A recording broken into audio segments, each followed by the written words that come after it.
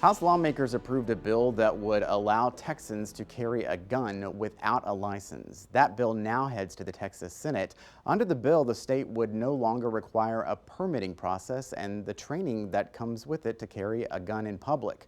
Maggie Glenn explains why the proposed legislation is drawing criticism from law enforcement agencies.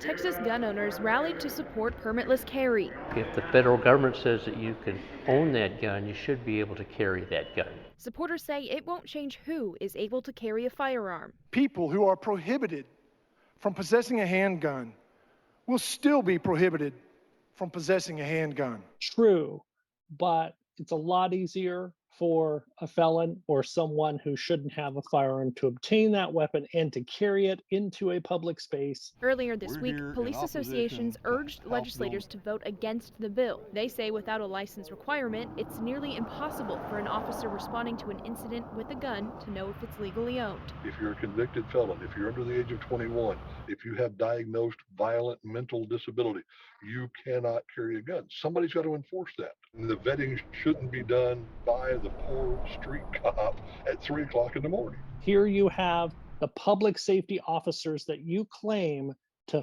fully support telling you this will make us less safe, and yet you're going to ignore what they say. But bill author Representative Matt Schaefer says this opposition isn't anything new. And those same organizations said the same thing about the open carry law that we passed several years ago, and none of their predictions have come true. Maggie Glenn for State of Texas. House Democrats offered nearly 20 amendments to the bill. Most were rejected, including one to keep guns away from violent white supremacists.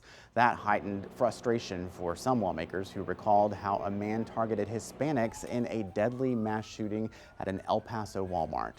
I think that everybody in the delegation has been fighting hard to actually do something to have the state of Texas recognize and the governor do what he promised us, that he was going to actually take action shortly after this horrific incident occurred at Walmart in August of 2019. He was out in El Paso shortly after it happened, and he came back in September, and we had roundtable discussions, and we were promised that even though there may not be a special session to address it, he promised us that things would take place during this session that would assist and stop this from happening in the future.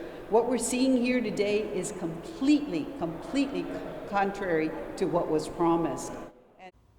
House members will likely soon vote on another gun rights bill. GOP state lawmakers are pushing a bill to prohibit state agencies and local governments from enforcing new federal gun laws or rules. It's part of Governor Abbott's pledge to make Texas what he calls a Second Amendment sanctuary state. Thank you again for joining us for State of Texas. I'm Josh Hinkle. We'll be back next week to bring you an in-depth look at Texas politics. Have a good day.